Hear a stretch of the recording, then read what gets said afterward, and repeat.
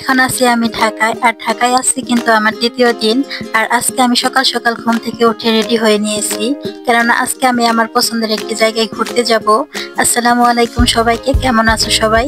আশা করছি সবাই অনেক অনেক ভালো আছো। আল্লাহর রহমতে আমিও অনেক ভালো আছি। ঢাকায় মূলত আমি আমার ননাসদের বাড়িতে ঘুরতে আসছি, আর এখানে এসে শুনলাম যে এখানে নাকি অনেক সুন্দর নার্সারি আছে। আর তোমরা তো সবাই জানোই আমি গাছপালা কত বেশি পছন্দ করি, তাই আমি আমার ননাসের কাছে আবদার করেছি আমাকে নিয়ে নার্সারিতে ঘুরতে যেতেই হবে। আমি কিন্তু গাছপালা অনেক বেশি পছন্দ করি, তারপরেও কিন্তু আমার কখনোই নার্সারিতে যাওয়া হয় নাই। আমি তো আজকে প্রথমবারের মতো নার্সারিতে এলাম, আর নার্সারিতে এসে এত গাছপালা দেখে তো আমার চোখ দুটো জড়িয়ে গেল। মাশাআল্লাহ মাশাআল্লাহ, এখানে কিন্তু অনেক সুন্দর সুন্দর গাছ ছিল, পাতাবাহারি গাছ, ফুলের গাছ, বিভিন্ন রকমের গাছ ছিল। আমার তো মন চাচ্ছিল এখান থেকে সবগুলো গাছ কিনে নিয়ে যাই, কিন্তু দুঃখের ব্যাপার হলো এখান থেকে এত দূর গাছ নিয়ে যাওয়া কোনোভাবে সম্ভব ছিল না। দুইজনে দুইটা বাচ্চা, সাথে এমনিতে একটা ব্যাগ আছে, এখন যদি আরো এটা ওটা নিয়ে ব্যাগ বাড়িয়ে ফেলি তাহলে তো আমাদের যাওয়াটা অনেক বেশি কষ্ট হয়ে যাবে।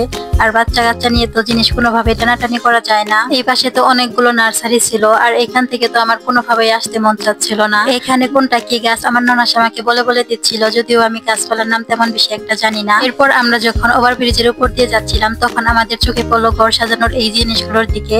আমার কাছে তো এই বাবুই পাখির বাসাগুলো অনেক বেশি সুন্দর লাগতেছিল, আর আমি এই বাবুই পাখির বাসাগুলো সবসময় অনলাইনে দেখেছি, কখনো আমি আশেপাশে খুঁজে পাই নাই। এখানে পেয়ে আমি আমার হাজবেন্ডকে বললাম আমাকে কিনে দিতে হবে, তাই আমার হাজবেন্ড আমাকে এখান থেকে ঘর সাজানোর জন্য কিছু জিনিস কিনে দিল।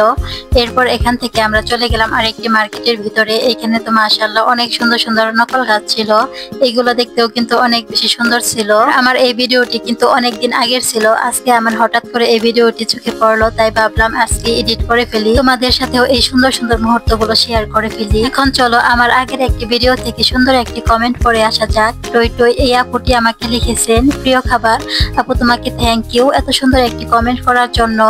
আর এখন থেকে তোমরাও বেশি বেশি করে কমেন্ট করবা, যাতে করে পরবর্তী তোমার কমেন্টটি আমি পড়তে পারি। আমার তো অনেক বেশি ঠান্ডা লেগেছে, যার কারণে আমি ভালো করে কথাই বলতে পারতেছিলাম না।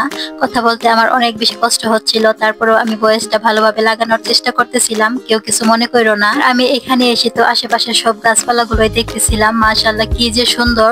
গাছগুলো যে নকল কোনোভাবে কিন্তু বোঝাই যাচ্ছিল না। আর এখান থেকে এখন আমরা চলে যাব বাচ্চাদের খেলনার দোকানে। আমরা কিছু কিনে আর না কিনে বাচ্চাদের কিন্তু খেলনাপাতি কিনেই দিতে হবে।